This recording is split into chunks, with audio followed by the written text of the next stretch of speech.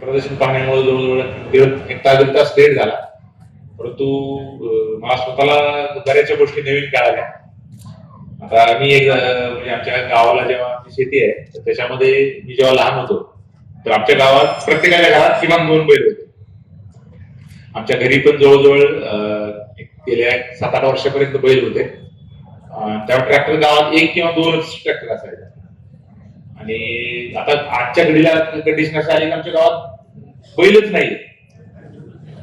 आमच्या गावात मला वाटते बेंद्राला, आमच्याकडे बेंदूर असतो, तर बेंद्राला ती बैल आणतं का नाही मला आठवत नाही, कारण मी जेव्हा लहान होतो तेव्हा ते मोठा सण असायचा त्या गावात. मग आमच्या ठरलेला प्रत्येक जण ऑलमोस्ट प्रत्येक शेतकऱ्याच्या घरात 2 काही जणांना जास्त नसायचे.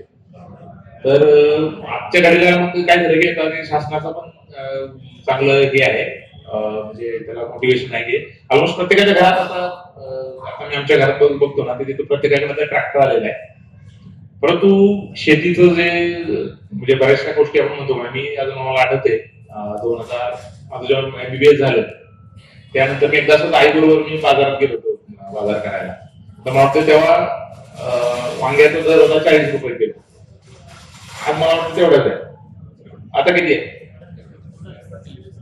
मी 2010 का 12 मध्ये मला अजून आठवतंय तेव्हा आपण ते बटाटा कांद्याचा कमी जास्त होता, पण वांग्याचा रेट होता तो 40 रुपये किलो होता.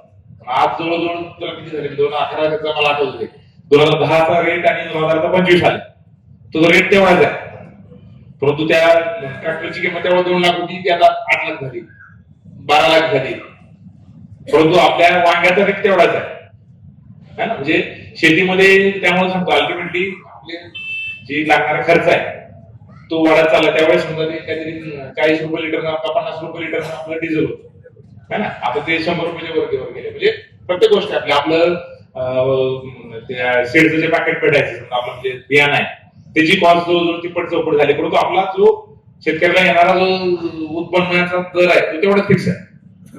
त्यामुळं दर का वाढत नाही. समजा कापूस आहे, सोयाबीन आहे, त्याला इंटरनॅशनल मार्केटचा इम्पॅक्ट आहे. आपण किती पण जास्त उत्पादन केलं तर ते अमेरिकेमधले, रशियामधले तर किंवा सोयाबीनच्या उत्पादनामध्ये ब्राझील आहे, तर ते जे देश आहेत ते एवढ्या मोठ्या क्वांटिटीत एवढा स्वस्त तयार करतात की आपल्याकडे किती पण दर वाढला तर ते एका लिमिटच्या पलीकडे वाढू शकत नाही.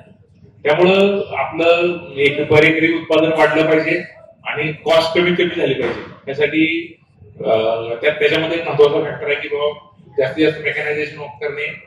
त्यानंतर आता आपल्याकडे बऱ्यापैकी जे बरेचसे जीवामृत होतं किंवा ऑर्गॅनिक फार्मिंगचे ज्या बऱ्याचशा गोष्टी आहेत तर त्याचा वापर करणं, कारण जे समजा याच्यामध्ये आणि त्याचबरोबर दुग्ध व्यवसाय किंवा इतर जे आपले शेतीपूर्व व्यवसाय जसं रेशीमचे पण स्टॉल होता.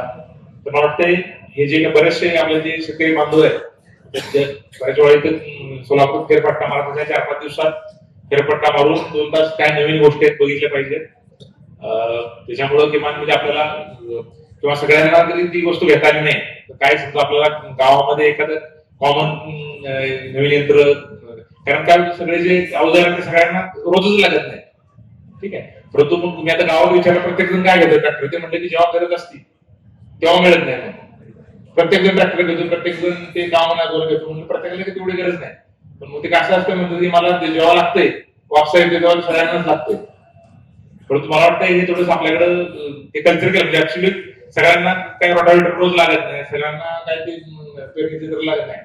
हे समजा कॉमन जर घेता आलं 2-4 लोकांनी तर कॉस्ट पण कमी होती, मेंटेनन्सची कॉस्ट कमी होती. तर मला वाटतं त्याचा पण विचार झाला पाहिजे. विविध कार्यक्रमांसाठी 2000 चौरस फुटाचा AC बँक्वेट हॉल, हॉटेल चित्रा एक्झिक्युटिव्ह, लग्न समारंभ, रिसेप्शन, वाढदिवस, सेमिनार तसेच विविध बैठकींसाठी उपयुक्त असा सोलापूर शहराच्या मध्यवर्ती अशा सम्राट चौकातील हॉटेल चित्रा एक्झिक्युटिव्ह मध्ये. पत्ता 195 बुधवार पेठ, सम्राट चौक, चिडगुप्कर हॉस्पिटल समोर, सोलापूर.